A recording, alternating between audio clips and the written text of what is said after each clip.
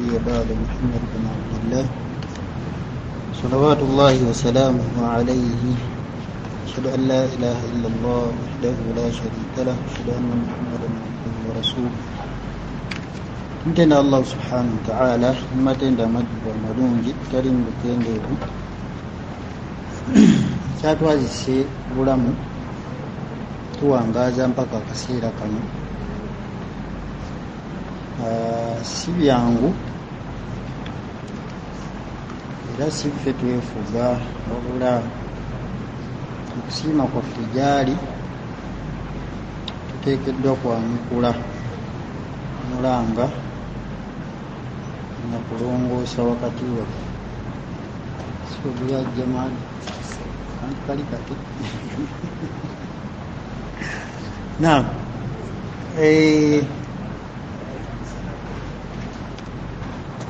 tugamba okusiima ebyengera bya Allah mulimu okulongoosa natuteeka mu nkola Allah subhanahu wa ta'ala byatuwa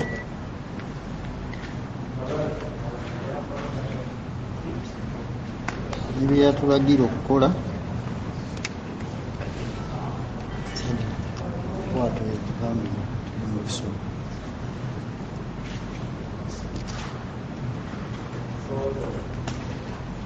nasiradde kusabira yongera n'emirimu gyeri ekitiibwa nabbi waffe Muhammad sallallahu alaihi wasallama saba Allah yongere ebirungi gyali n'ab'ennyumba ye n'abo bonna abaasooka okumukkiriza n'abakyamugubira mpaka ku lunaku lw'enkomerero Allahumma amin. Sirema kweraamira nammwe okubalaamira okutya Allah n'okulongoosa. Ekyokubiri okuwaayo mu kkubo lya Allah, okuwaayo kkubo lya Allah. Juma kyakatebe masjidi yaggwa sayagala ndeekaane buleekaane namanyirira nti aliwa omuyizi atuula eno mu maaso ga musomesa naye ali mu bbali eri ate muyogera mpola masjidi yaggwa kyabulamu siraamu masjidi biidhinillah ekyabulamu tweyolera ku mpeera ezo insha Allah tuwaayo n'ebirala bingi nnyo ebyokuwaayo. Kagiziwo ono naye alina emizikiti projekiti ziri awo zikyatambula sebo gyakugwa buli gwe walagako banaye afunayo biidhinillah oteekayo sibwe kiriima inshallah. Ebigambo byaffe bigenda kuba bifunzemu inshallah olwakadde naye nga bigenda kukwatagana kulongoosa wakati waffe ng'abantu. Tugenda tunuulyako ku bigambo ebifunzefunze inshallah. Oluvannyuma lwa Allah buli omu asobola okuddayo n'akola ki n'agaziya mpola mpola asinziira ku irimu buli omu Allah gye yamuwa n'ekyo kyategeera ku ddiini y'Obusiraamu. Kigambo kulongoosa kigambo kikulu nnyo mu ddiini yaffe. Tubolaba bakadde baffe batunnyonnyola nti ebikolo by'eddiini biri bimeka? Ebikolo by'eddiini biri bimeka? Wangi? Ebikolo by'eddiini biri bimeka? Bigenda kuba byakuwanika mikono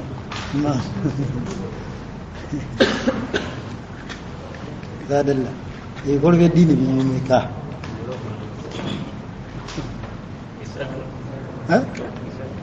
Bimeka? Bisatu. Ekisooka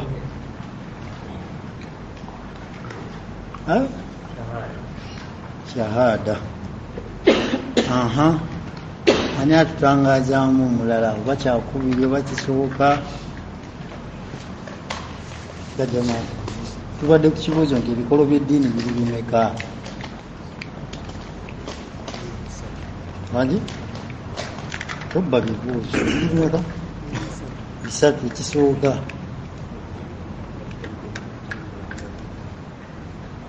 mala okwetoloola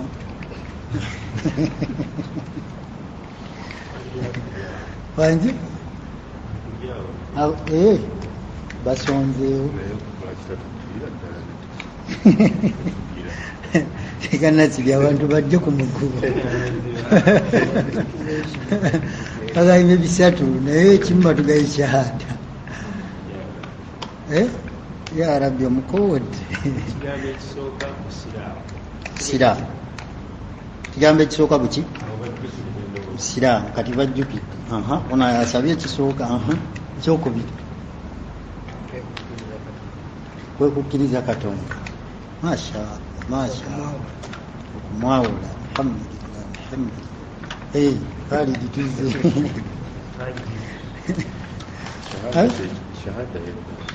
shahada yeddaku mashallah juma kyakati be mwakubanga emibbi baki omubaka sallallahu alaihi wasallam yasomesa yawe yasomesa ekyokubiri ekyokusatu ekyokubiri baleese kirwa mpozi okukkiriza Allah kibuzo kibataategedde mu luganda lwakyo tugabye muleeta byonna biri munda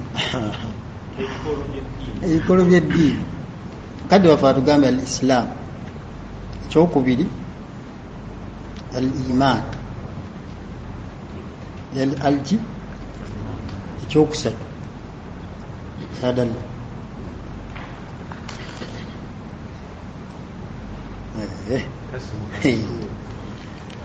bintu mbirabye bitali byangu byetaaga okuddinganamu naye sheekhe babitujjukiza nnyo wano inshaallah bino ekigambo ekyokusatu al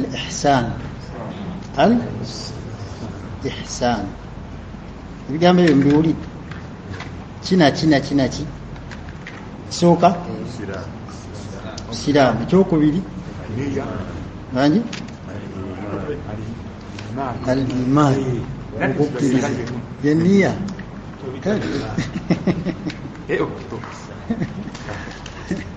ekyokubiri ki al imaani naki ne ihsan kigambo ekimbuusiza ku bigambo ebyo kigambo ekyo ekisembayo namusa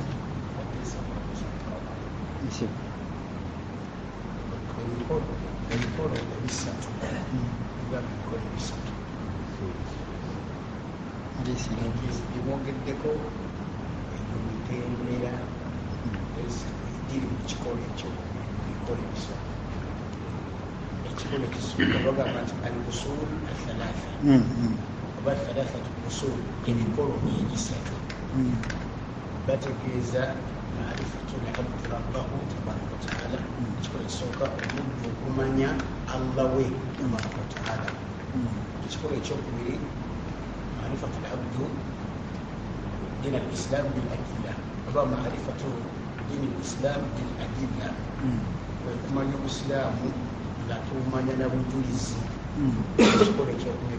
تقول تشوكساتو معرفة العبد نبيه صلى الله عليه وسلم صلاة والسلام من يبكوي صلى الله عليه وسلم كتي تقول تشوكبيري معرفة العبد دينه ومعرفة الإسلام بالأدلة ومن الإسلام ومن يبوجيز muri miti ibiri satu gimwogeddeko al-islam wal-iman wal-ihsan era ebikolo ebyo ebiri mu hadithi ya Jibriil etegerekeka obulungi namuddwa ajja yabuuza omubaka al-islam wal-iman wal-ihsan ekigambo ekyo kyobasa omutusha ekikolo ebisatu ekikolo ekisooka omanya allah we tabaraka wataala ekyokubiri omuntu okumanya obusiraamu nga omanyira bujulizi ekikolo ekyokusatu omuntu okumanya nabbi we sallallahu alaihi wasallam igera ekigambo ekyo kati lijja birimu ereesa okumanya allah tabaraka wataala era mulimu ensonga ziri nnya ensonga zerisozaako kati netudda ku kikolo ekyokubiri omuntu okumanya obusiraamu okumanya bujulizi kati kumugire emitendera esatu obusiraamu obujuliza nki ebigambo bitegedde bakadde bange ebigambo ebyo bikulu nnyo okubimanya ngaomusiraamu naddala tipusi ezisooka omuntu bebayinza okusookeraku okubuulizaako kitegerekeka bana bashir sibe buli mulimu ebintu biteekeddwa okumanya amangu nabyo tebituva wano. Edda nga tusoma twalinanga kyebayita mental worker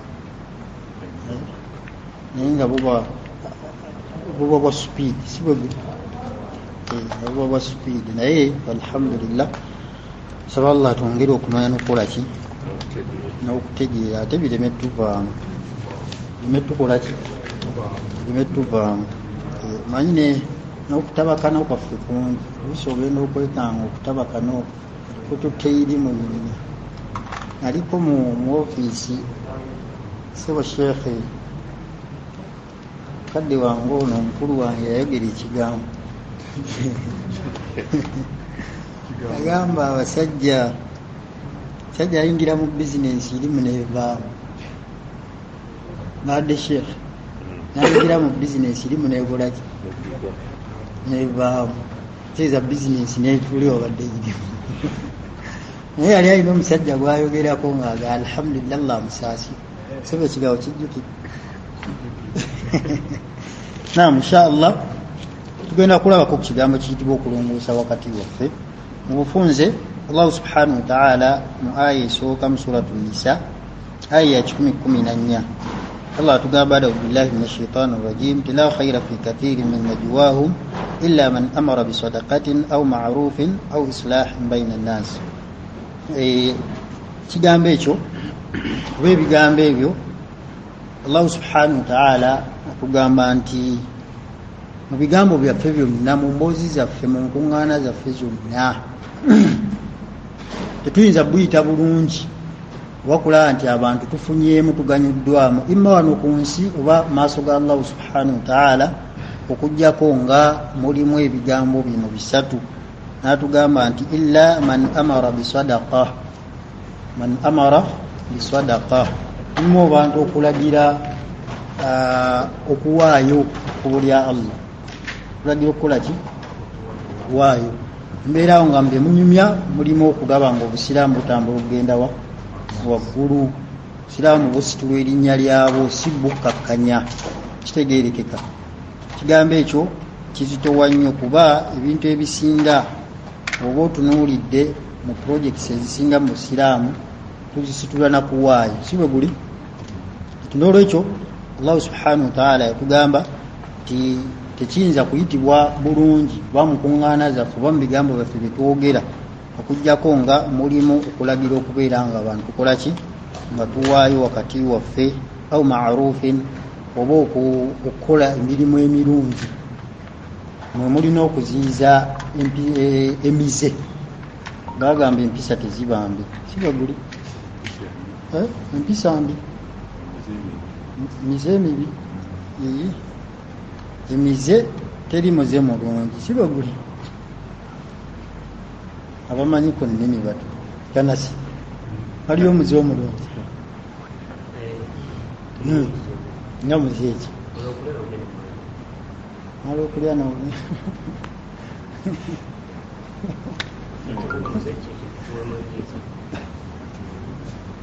simanyi nnyo Luganda kigambo ky'omuze ekyo kwangi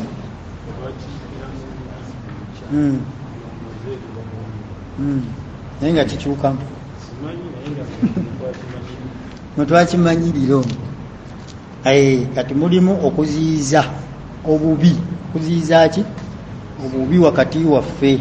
Tigundi tukola booti naddala environment gyetuwangaaliramu wonna, ima wano mu Imarati oba ewaffe e Uganda. Kiyinza okubeera nga ku ssimu baleero omuntu kuba wabaawo essimu nemukuba nemwekubira amasimu buli omu waali, muyinza okuba mu nsi ez'enjawulo nga mukozesa conference, si bwe guli, obanga famire obanga gurupu obanga ki, naye nga buli omu ali wuwe. Naye mubeera mu Imarati wano naye nga buli omu ali wuwe, conference nebagatta.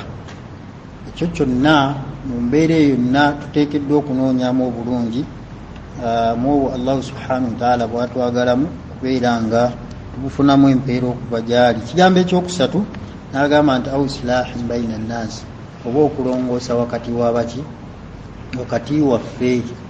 Kitegeerekeka ekyo nno ekigambo kinene nnyo kyova olaba kisobola otukuuma singa tuba tukitadde mu nkola nga tuli bumu kitegerekeka kuba gye buva ne bwenkana si kyankuwangaala nze ne Bashiri okugjako nga wayinza okubeerawo akatukoze eki akatutabulamu. Tetuyinza kuwangaala nga buli kaseera yes sibo guli nga buli kaseera ki yes binowangaala from January to December era oli akugamba yakage neoba nga tokafulumizza naye nga mundu owulidde kakoze eki kakunyize.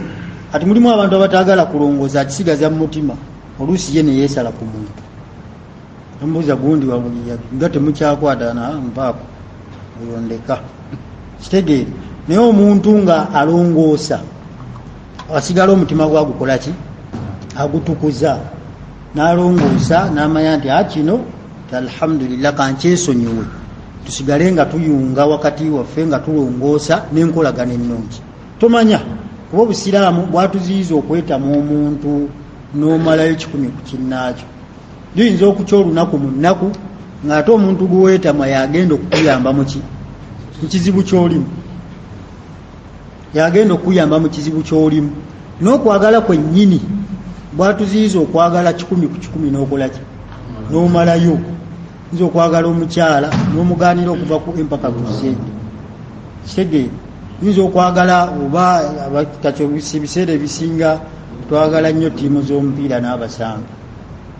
Kiyinza okuleeta wakati awo omuntu singa ayinyisa okwagala ku 10 ku kinnaakyo kiyinza okuleeta obuzibu oluusi nekyawukanya wakati w'abantu ababiri abakola ki abaagalana oba omukwano nekyonoona omukwano.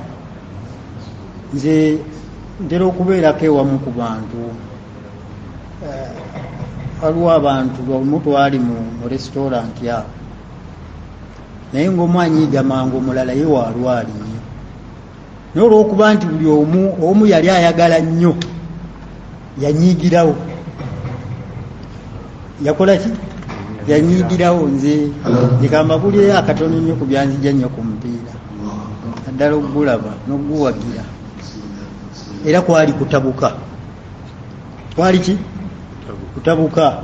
Infact okumanya ekintu ekyo kyampisa bubi nnyo. Twali Mbale ku university naye awo omupiira yali FA Cup yali wakati wa Manchester ne Arsenal.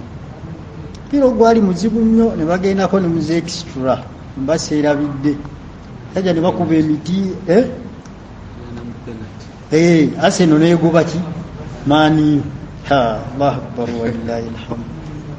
Kati namukwano gwange yali wa Arsenal simanyi oba essaawa zino akyawagira Arsenal tuludde okuwuliziganyaamu naye yajja abuuka ng'asanyuka nanguyira Allah simanyi sheitaani gye yava neninyisa imaani.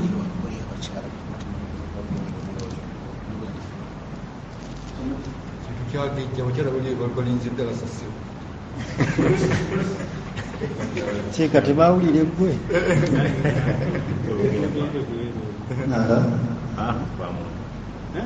nanga oguli wano kaddewa nam tubadde ku kigambo okweziyizaako okwagala ennyo okwekintu si bwe guli naye muganda wange ajja n'essanyu epitirivu ennyo. Ndi muwagizi wa maaniyo naye akajanja nakateeka wansi ye waasi n'abuuka Allah seeka twali tugenda kulwana naye okumanya kyanyiga nnyo nali nekanzu nga mpya nga bakajimpa nagikwata nenjimuwa nga bwe mwetondera wallahi mbanyumiza mazima nagikwata nenjimuwa naye nga twatabuka nnyo okati wange naye nakwata ekanzu eyo n'okwagala kwange kwenna kwe nali nina mu kanzu nenjimuwa nemwetondera nemugamba muganda wange nsonyiwa. Oluvannyuma obwongo bwange Allah abunziriza nenkakasa nti biri bya muzannyo buzannyo naye omukwano gwaffe guteekeddwa kubeerawo. Omukwano gwaffe guteekeddwa kukola ki kubaawo. Kati ekigambo ky'okwagala tugezeeko nnyo okwewala okwagala ennyo netuyisa ne limiti, otherwise kiyinza otuleetera okukutula wakati waffe enkolagana yaffe ennungi. ebulaba Allahu subhanahu wa ta'ala agamba ebigambo byonna oba enkuŋŋaana zaffe teziyinza kubanga ziyitibwa okukola obulungi, okugjako nga mulimu, tetuyinza kufunamu mpeera mu maaso ga Allah okugjako nga mulimu okulagira wakati waffe okuwaayo, mulimu okulongoosa n'ogamba munno okukola omulimu omulungi netwezirizaako empisa emize oba empisa embi. N'ekigambo ekyokusatu Allahu subhanahu wa ta'ala n'atugamba au islahin baina nnaasi, n'okulongoosa wakati waffe, kulongoosa wakati w'abantu. Ate bayinza okubanga mikwano gyo naye nga balinamu ensongasonga, noononya engeri yonna gy'olongoosa wakati waabwe baddinya n'omukwano kitegereka. Ate embeera eyo yonna Allahu subhanahu wa ta'ala gyatwagaza. Lwaki? Okubeera nga ffenna Allahu subhanahu wa ta'ala yatukola nga tuli ba kibiina kimu, naye abantu tukyuka bukyusi, buli omu n'afuna ekyo kyatunuulira ne kimutwalira obwongo bwe.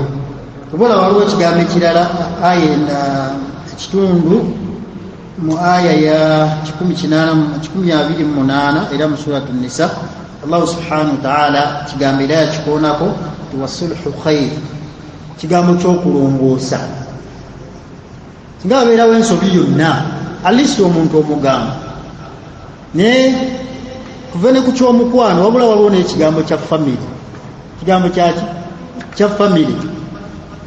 Ninako omukyalo omu naye simanyi lwaki yeemanyiza nnyo embeera y'okwetamwa, naye ng'omuntu gwe yeetamwa talina kyamukoze, oba ng'asobola okubeera ne mu kategori egamba bampalaniraako. Bampalaniraako tubamanyi? Juma, mpalaniraako tubamanyi?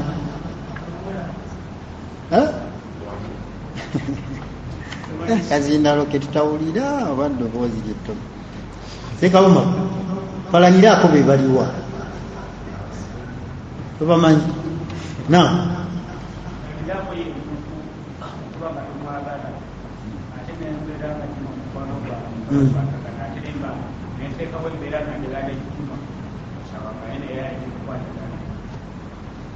masha Allah. Waliwo alina kuchenjawulo kwekyo palaniraako Juma kubanga mwagala naye mpande n'abangi mukyawo bakuyambako okukyawa. Kigambo ebyo mubiwulidde bannaaye, bigambo ebyo baleese baganda be.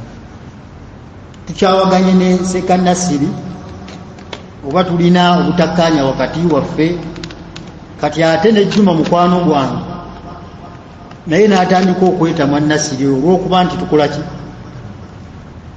Nze namwetama simwagala naye n'atandika okumwagala. Mpalaniraako naye simanyi lwaki ekigambo ekyo yakisembeza nnyo ku mutima gwe, era omutima gwe guba muzibu nnyo. Naye ng'ate Allah atusaasire kuba bakadde baffe obatunuulira bagezaako kye basobola okusomesa abaana eddiini, era nga mu famire eyo eddiini mukola ki? Mweri. Kati embeera efaanaganako bwetyo, buli tagezaako kulongoosa wakati waffe tumanye nti tugenda kufuna ebituli bingi. Buli kigambo ekinajja oba buli kintu ekinantuukako nja kulowooza oli, tugenda kusigala nga twekutula bwekutuzi, tuleme okuyunga wakati waffe. So nga ate Allah subhanahu wa ta'ala ng'atwagala tuli bumu. Tubulaba Allah subhanahu wa ta'ala era otunulira mu suratul Anfal kigambo ku aya eri gye tusoosezza 10:14 kadde baffe batunnyonnyola nti kwali sababu nuzuli y'ekyapaayo kya maama waffe Aisha radhiyallahu anha. Kigambo baamukonjera nti akoze eki? Ayenze. Mujjukira ekyapaayo ekyo bashekhe bakinyumya nnyo wano. Baali batambula naye n'abaako wasikatidde sahaba omu bano abasembayo eyajja naye abasembayo okulaba oba ebisigadde oba abafunye obuzibu, eyajja naye abantu batandika okufulumya ebigambo. Kuba mwalimu no Sheikh Abamuddu ngomuke yali wa Abubakar, oyo naye yafulumya ekigambo ku maama waffe. Tujjukire nti Aisha radhiyallahu anha yali muwala wani Abubakar radiyallahu anhu. Wala Abubakar yanyiiga n'amugoba ne mu bulabirizi bwe kumuyamba kyonna kye yali amukolera n'amugoba n'aga sigenda kuddamu kuyamba, sigenda kuddamu kulabirira wadde. Naye olw'okuba Allah subhanahu wa ta'ala yayawukana nnyo yasse etteeka ddamba ku Abubakar. Teeka eryo liri mu surati Nuur. Allah subhanahu wa ta'ala yagaanira ddala n'agaana Allah subhanahu wa ta'ala baasitudde mu mbeera yinza okubeera nga Allah okusitulako gwe ng'alina baakusitulirako. Kitegereka gwe okusitula mu riziki nti olina ssente ng'alina baakola ki baakusitulirako. Kati wona obajjako obuyambi kigenda kufaanana kitya? Era yamunenya n'agamba nti tebagezangako abo Allah subhanahu wa ta'ala baasitudde okubeera nga beerayiririra ne bajja obuyambi kwabo abali wansi waabwe. Olaba Allah subhanahu wa ta'ala mu aya eyo yayongera mu maaso n'atugamba nti ala tuhibbuuna an yaghfira Allahu lakum. Nti abaffe mmwe temwagala babasonyiwe musonyiibwe. Kitegeeza nti buli omu alina ki obukendeevu bwe n'ensobiizi.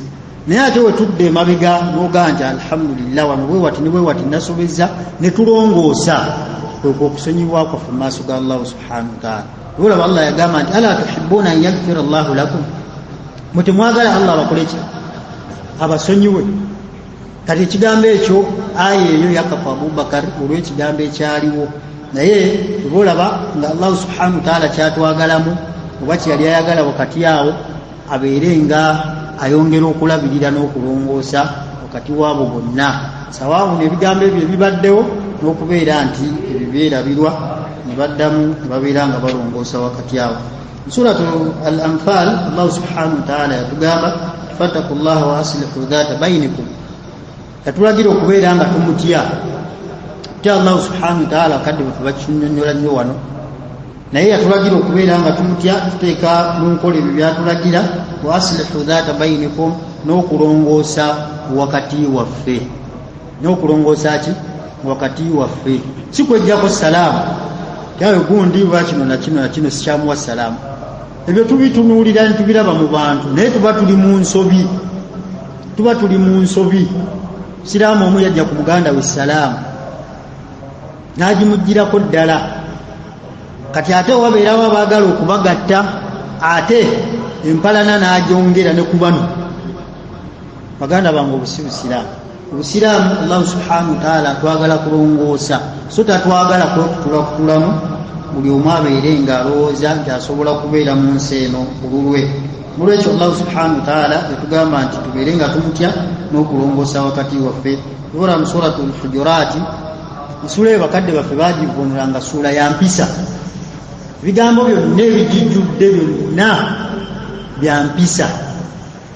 Oddayo n'otuula owootudde mu budde bwo obw'eddembe, ginoonyerezeeko tafsiiri mumulina abaagala ez'Oluswayiri, ez'Oluzungu, Luganda, ndowooza n'Olunyankole sigirabanga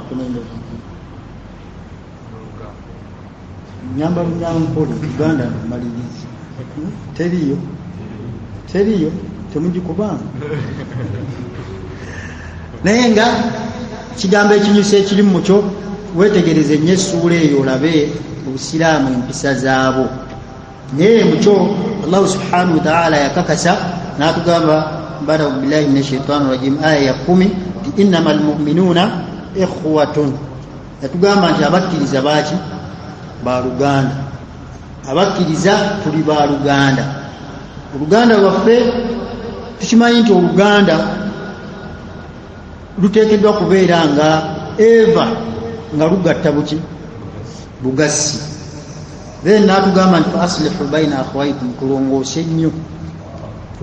nnyo wakati waffe, okugjawo bonna obuyinza okubeera nga bunyiiza okwetonda, okuwaŋŋana ebirabo, okuwabuligana mu mbeera yonna. Naye nga mukyo kyetunoonya ki? Kusigala nga tuli bumu n'okunoonya empeera maaso ga Allah subhanahu wa ta'ala. Ekyo Allah yali akakasa nti abakkiriza kugira nga omuntu amanyi nti si mukkiriza. naye oba era ng'okakasa nti oli mukkiriza nga Allah we yakoona mu sitampu yatugamba nti tuli baluganda n'atugamba nti tulongoose wakati waffe okubeera nga society gituwangaaliramu yonna sawa oba luganda lwa musaayi oba luganda lwa busiraamu naye nga tusigala tugatta wakati waffe n'okweyisa obulungi. Kyonna tekitegeeza nti omuntu atali musiraamu tumuyise bubi, nedda. Tuteekeddwa okulongoosa wakati waffe naye, tuteekeddwa okumuyisa obulungi, okumwegombesa, okumulaga obusiraamu kikye bufaanana, naye asobole okwegomba obusiraamu abukole ki? Abuyingi. Bandi awo lumu tulina muganda waffe, mukwano gwaffe omu, musambi wa mupiira, tera nnyo okusamba naye nga ŋŋamba nti nze nakoze eki? Nasiramuzi. Erinnya lye yali Habati, Allah n'amuwa ng'omutima gwawulira gwagala obuki? Obusiraamu. Naye gwolowooza yabujja kutya okubwagala? N'abwegomba n'abuyingira. Society omuntu gy'awangaaliramu n'abantu enneeyisa gye tweyisaamu eyo yokka yewa ekifaananyi ekirungi. Baddeko n'omwana omu mbadde njagala muleeta mu darusu, naye alina ekigambo ekiro kye yaŋŋambye nti mutuufu waliwo omusajja abadde atudde wali kasonda awo, nayogera n'omusajja omulala n'akoonako nekukwagiziwo. Kigambo naye kweyisa bulungi kikulu nnyo. Nageera insha Allah waanansaasira nenkwasaayo kantu nga ntandise okukola, nja kukubira essimu oba nteereko akantu. Naye ng'olowooza lwaki ekyo kyonna akyegomba namuli okusuubiza omutima gwe n'agamba nti mutuufu nteekeddwa nange okuwa, nteekeddwa nange okuzza. Lwampeera kweyisa buki? Kweyisa bulungi. Nanyumizaako nti omusajja yabadde mu nsonda wali, naye ziwaka mubagambe erinnya lye, naye oli sijja mubaga linnya lye. Omusajja babadde batambulatambula nnaku nga 2, naye n'amubuuza naye nga musajja wattu embeera si nnungi. Wallahi obusiraamu sheekhe bw'atalina ali n'okwata mu katono ennyo k'olina n'owa ku muganda we, naye agaba baba batambula kuba ye alabika tamumanyi titalina, naye nze mumanyi tekola ki. Era embeera gy'alimu ya buzibu bunene, batalina na paasipooti gyeri bamubanja, gyeri bakola ki? Babanja, ate bakukyokubanja ali mu ovasite. Ali muki? Twagenda mu Yidi ng'anoonya 3,000 ati olowooza anoonya naye yakutte ddira mu 10 n'aziwa omusiraamu, n'amugamba wabeerawo omuceere gwa ddira mmeka? 10. Obanga otuusizza okulya ogenda wano okola ki? Naye gwolowooza fenna abali mu maaraati wano omuntu asobola okusanga omupya n'amuyambako mu mbeera eyo? Abasajja bakwata omuntu n'amusuza nga tannafuna wadde pilisi n'emu, naye ng'amazzi bagakozesa n'amasannyalaze gakola ki? Ate ddewo ebyo tebimanyi, ye yagala bwagazi ki? Naye abadde basalako busazi, sasula osigale nabyo, oba tosasudde khalaasi. Naye omusajja n'agumiikiriza n'agamba nti yeebake, akole ki? Yeebake. Kya sente zizino n'olyako. Baganda bange ekigambo kiyitibwa kulongoosa wakati waffe kikulu nnyo nnyo nnyo. Tugezeeko nnyo okubeera nga twenyaddira empeera maaso ga Allah subhanahu wa ta'ala. Ekigambo ky'okulongoosa, Mbaka sallallahu alaihi wasallama yatunnyonnyola ku kigambo okulimba tekukkirizibwa. Si bwe guli? Okulimba tekola ki? Tekukkirizibwa. Naye waliwo embeera, singa omuntu ojjanga enniyayo yakulongoosa wakati w'abantu aba bakoze eki? Basobaganye nga tebakyakwatagana, siraamu bejjeeko salaamu, n'omugamba ono nti muganda wakutoledde salaamu, again salaamu alaikum wa rahmatullah, musonyiwe ebyaliwo byonna. beera naye yamutabukako musonyiwe nogenda n'oli n'omugamba nigana akugaa nti salaamu alaikum warahmatullah naye nga newankubadde nti agikuwadde naye nga kyonoonya kukola ki kugatta kulongoosa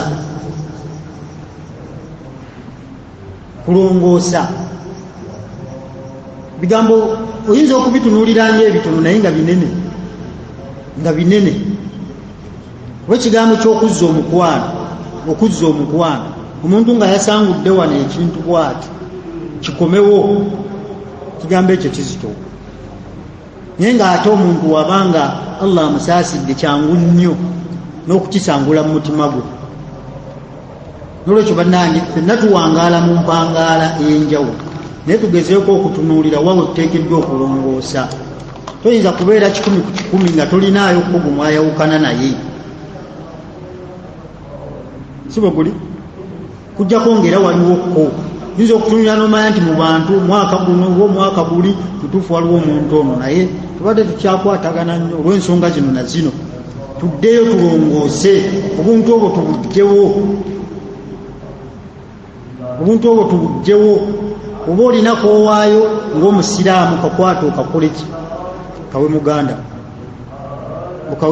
ekyo kyonna kyongera kulongoosa nakuzza mukwano kigambo ky'okulongoosa kinene otunuulira hadithi mpanvu naye tujja kugiyita mu mufunze ng'egiba ku abi abbasi sahal bin saadi saidiyu yagamba tumbaki sallallahu alaihi wasallama kyali ekiseera kimu nga waliwo abantu abafunyemu obutategeeragana naye baba batabuse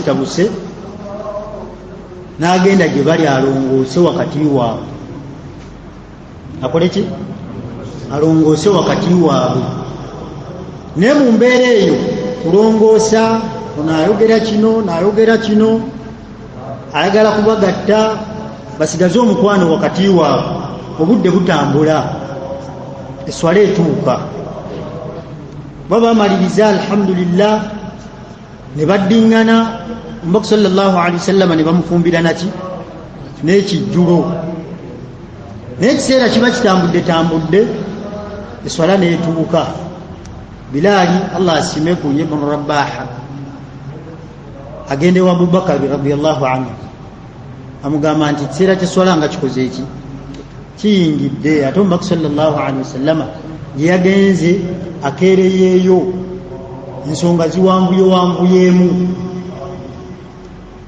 eswala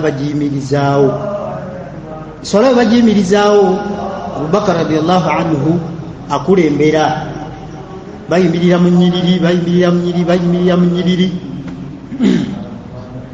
batandika okusaala omubaka sallallahu alaihi wasallam avaayo ajja akola ki abeeyungako kati abaasooka omulaba ne batandika okukuba mu ngalo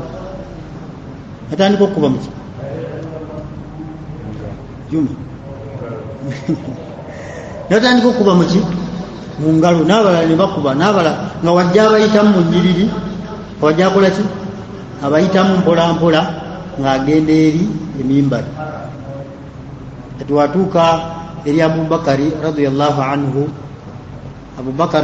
anhu amulaza ajja akole ki akulembere eswala nakusa sallama naye n'amulaza nti olw'okuba nti abubakari yali yategeera nnyo mbaka sallallahu alaihi wasallama yagaana era n'avaayo mbaka sallallahu alaihi wasallama n'akola ki n'asaaza bamaliriza okusaala mbaka sallallahu alaihi wasallama basahaba bonna abaali bakubye mu ngalo abannyonnyola ekigambo ekyo ti abasajja tebakola ki tebakuba mu ngalo kuba mu ngalo kwaba ki kwabakyala kitegereka basajja tetukuba muki kuba mu ngalo kwabaki era oba ne mukyalawo ng'omusaaza neweerabira omukyala akola atya akubako atya sheekh atunene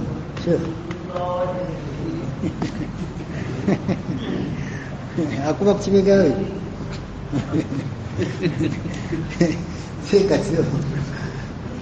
seeka bannyonnyola ekigambo akubako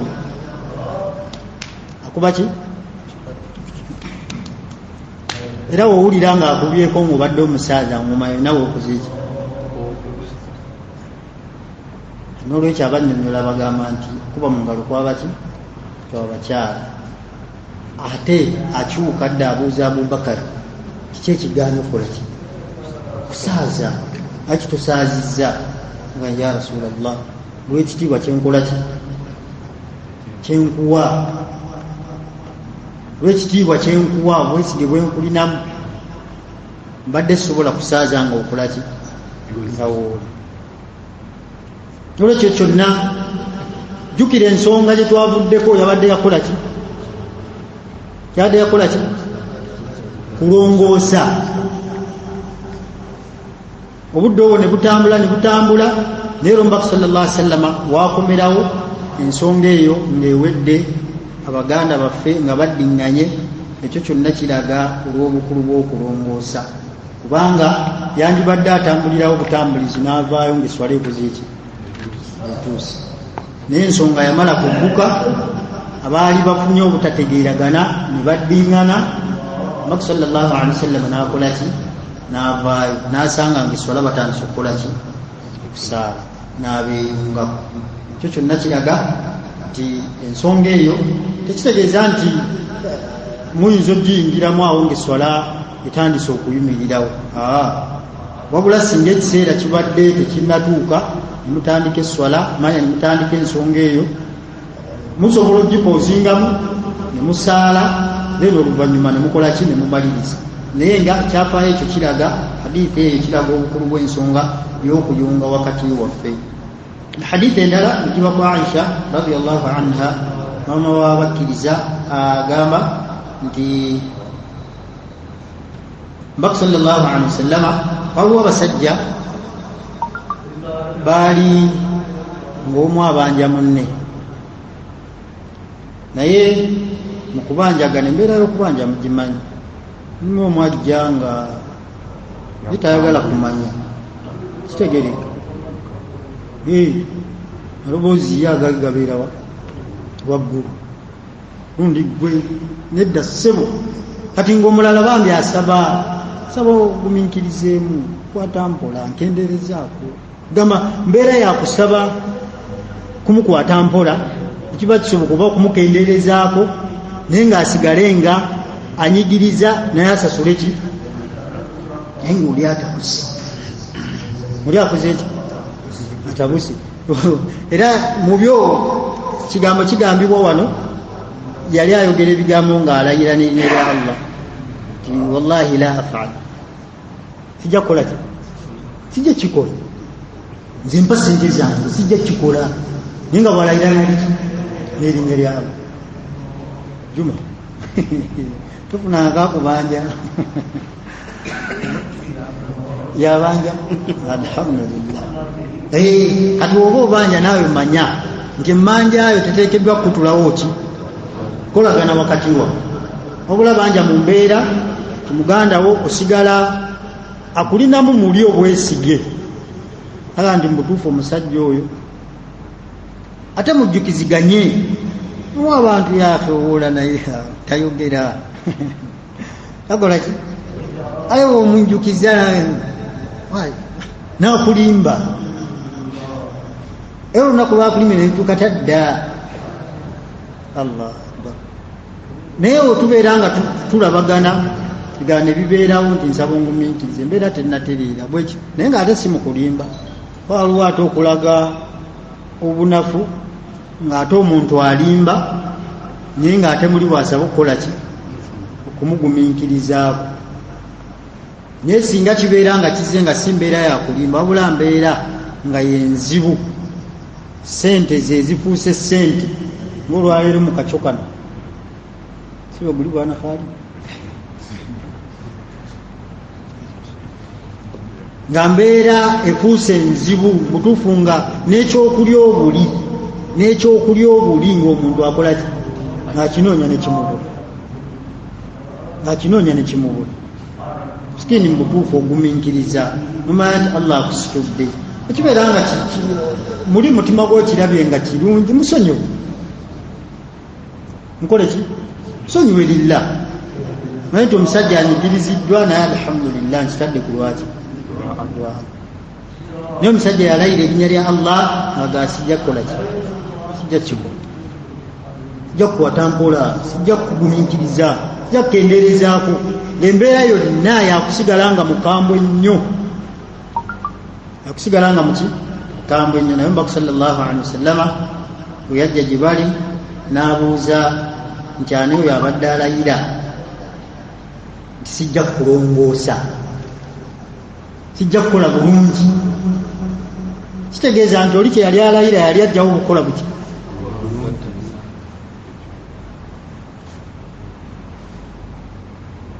kitegeeza abakulaba bayinza oga nti waayo luuyo nga yamutabukira oli naye nyina kutabukira omupeezi ange siweguli abantu botatabuka takuddiza takuddiza naye tabuka mulage kikyoli nage kikyoli naye ajja kutegeera nti tosaala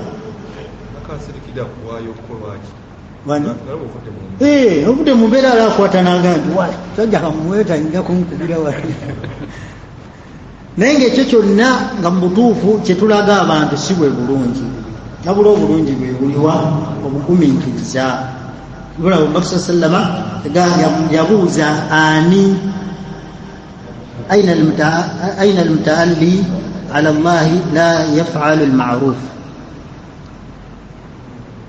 muntu ki abadde alayira ng'agaana okukola ki kulongoosa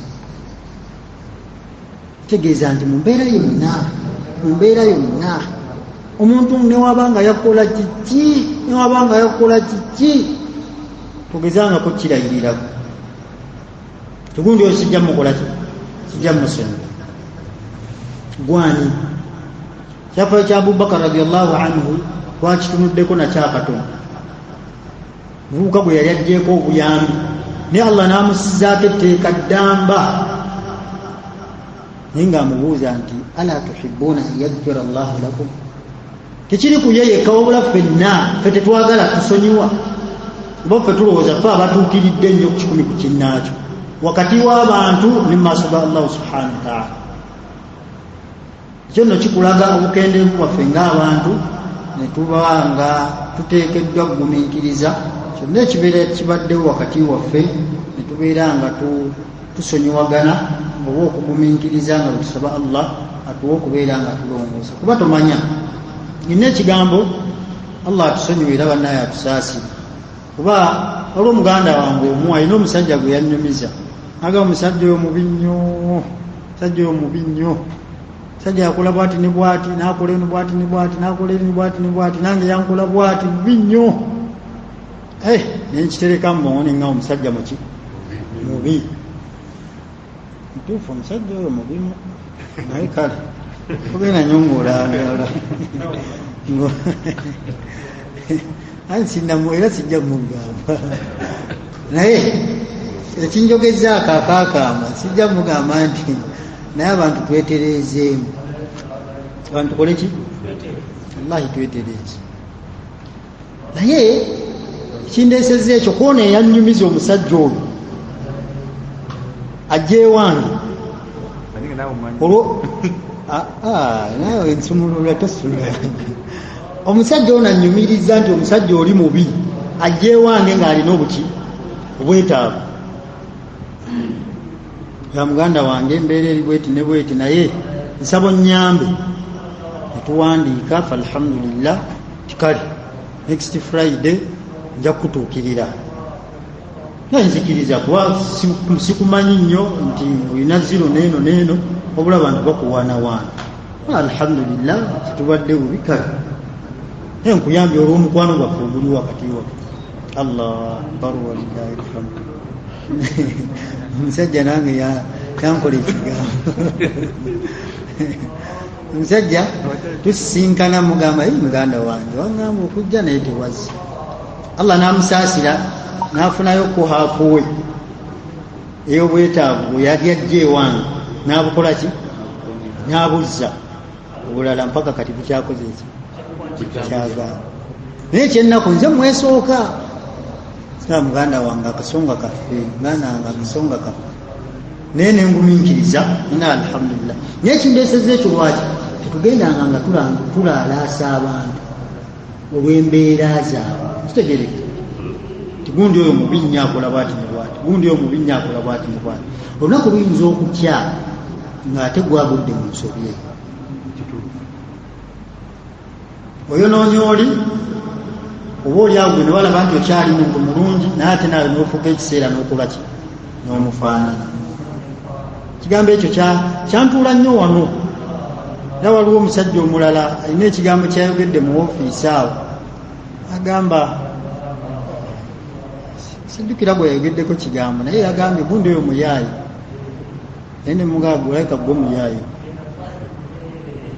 olayika gwe muki lwaki oyogera ku muntu nti muyaayi olayika gwe muyaayi bana ekigambo kyokwogera ku muntu n'oyogera n'erinnya lye nga nti gundi oyo bwati ne bwati gundi oyo bwati ne bwati ekigambo ekyo kibi nnyo tekyandibadde mufu wabula okugjako otumanya nti gundi alina embeera bweti ne bweti tusobola okumutuukirira tuba tetusobola mumutuukirira abatusingako okumubeera okumpi ne batuyambako ku nsonga eyo society nesobola okubeera nga teriimu bantu banyigirizibwa nabanyigiriza baki nyigiriza bannaabwe naye ngaekigambo ky'okulongoosa wakati waffe tusabe nnyo allahu subhanahu wa ta'ala ekigambo ekyakituwe ko ebigambo bingi naye olw'obufundawo obudde njakusaba biidhinillahi ta'ala tukomaawo naye kyenambira omwoyo gwange n'ejammwe nti wasiya oba okulamira wakati waffe